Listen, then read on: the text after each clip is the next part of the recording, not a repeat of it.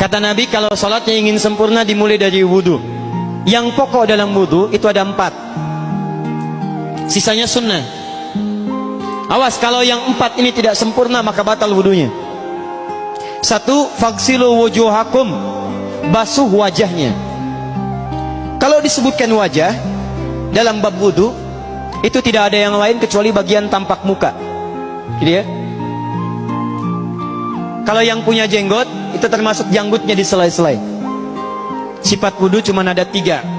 1, pakai keran. 2, pakai gayung. 3, air yang mengalir. Ya, seperti di sungai ada air mengalir, itu nggak ada masalah. Tapi kalau menggunakan gayung atau semisalnya, Nabi itu diriwayatkan dalam hadis itu sangat menghemat air.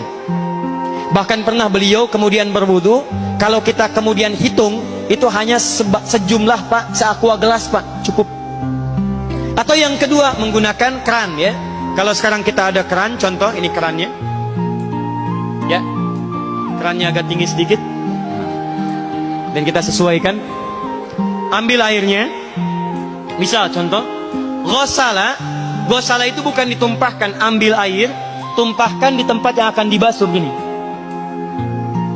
Yang telunjuk itu kemudian menghapus atau menghilangkan kotoran di sela-sela mata, contoh.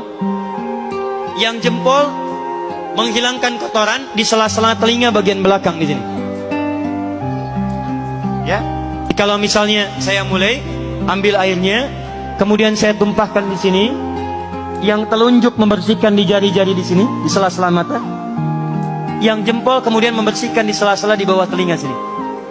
Kemudian di selesai. 1. Tahan sebentar ya, ini praktek dulu sebentar. 2. Wa aidiakum ilal marafiq, ini yang sering keliru. Dan tangan sampai siku.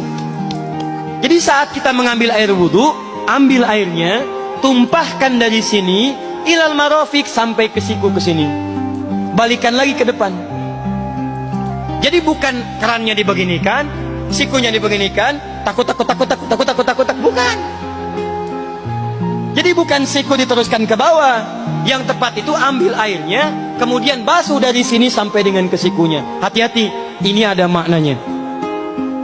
Dan jika benar di hadis Muslim, jika orang wudunya benar seperti ini, maka bersamaan dengan jatuhnya air wudhu itu, jatuh pula dosa-dosa dan kotoran yang melekat pada anggota tubuhnya. Tidak cukup dengan amin, nanti kita lihat dulu. Tangan selesai pindah kemana? Bukan ke rambut, tapi kepala. Jadi dalam bab wudu yang diusap bukan rambutnya, kepalanya. Itulah keadilan Allah. Kalau yang diusap kepalanya, semua manusia yang hidup pasti punya kepala. Tapi kalau yang diusap rambutnya, ada ketidakadilan, karena tidak semua orang punya kepala, punya rambut. Tuh. Nah sekarang lihat sini. Ketika kita diminta mengusap kepala, bahasanya masaha. Masaha itu begini. Ini saya punten. Bismillah. Ini ya. Ambil airnya, tumpahkan, baru kemudian diusapkan ke kepalanya. Paham ya? Kalau yang ghosala, ambil, tumpahkan di tempat yang akan dibasuh. Tapi kalau masaha, hati-hati, ambil airnya, tumpahkan, baru diusap. Jadi bukan diambil air, tumpahkan di kepala begini. Yang dibasuh kepalanya bukan rambutnya. Jadi kalau ada laki-laki sudah dandan, sisiran, rapi, tiba-tiba keran dibuka, yang diusap cuma rambutnya, ulak. Nah, itu batal wudunya, tidak sah, harus diulang.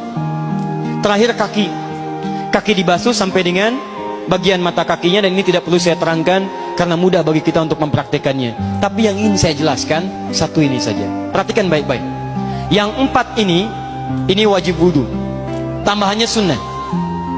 Niat dimasukkan dalam wajibnya. Lihat sini. Kumur-kumur sunnah. Telinga sunnah. Istinsyak sunnah. Yang 4 ini wajib. Tapi terlepas dari wajib dan sunnahnya, perhatikan baik-baik. Kenapa ini disebut dengan wudhu? Dan hebatnya Al-Quran mengistilahkannya dengan toharah. Toharah. Apa itu toharah? Apa itu suci? Toharah. Apa itu toharah? Suci. Apa itu suci? Toharah.